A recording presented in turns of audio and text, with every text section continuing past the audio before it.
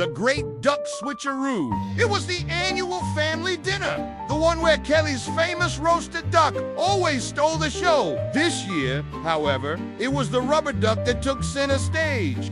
Kelly lifted the lid from the covered dish with a dramatic flair, ready for applause. Instead, the room fell into stunned silence. There, sitting in the middle of the platter, was a bright yellow rubber duck. Not a hint of seasoning, no crispy skin. Just a tiny duck wearing a bow tie, sitting there like it had just come from a day at the spa. Aunt Jean, ever the instigator, grinned wickedly. I see you've gone for the new trend, duck a la bath time. The family stared, unsure if they should laugh or cry. Kelly blinked. This ... This is not Ducky who did this. Who's Ducky? Gracie, the 11-year-old granddaughter, asked innocently, her eyes far too wide to be believable. She was busy poking at the mashed potatoes like it was her only concern. Kelly narrowed her eyes. Gracie, you're acting way too innocent. You were the one obsessed with rubber ducks last week. Gracie shrugged, still poking at her food. I just thought we were being modern. The tension was palpable.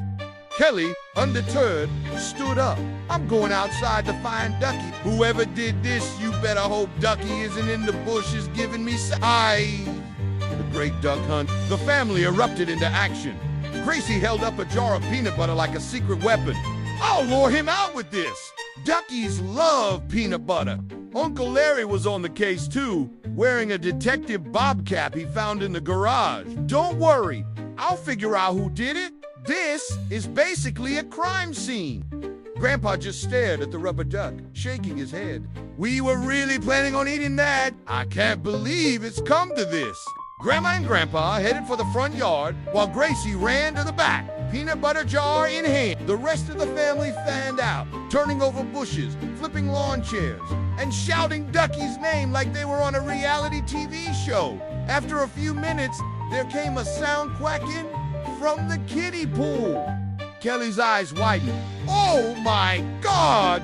There, lounging in the pool like a feathered king, was Ducky. His feathers were perfectly fluffed, and he looked at the rubber duck beside him as though it were a rival. Look at him, Gracie said, beaming. He's living the good life. Kelly threw her hands up. So while we were looking for you, you were in the kiddie pool the whole time.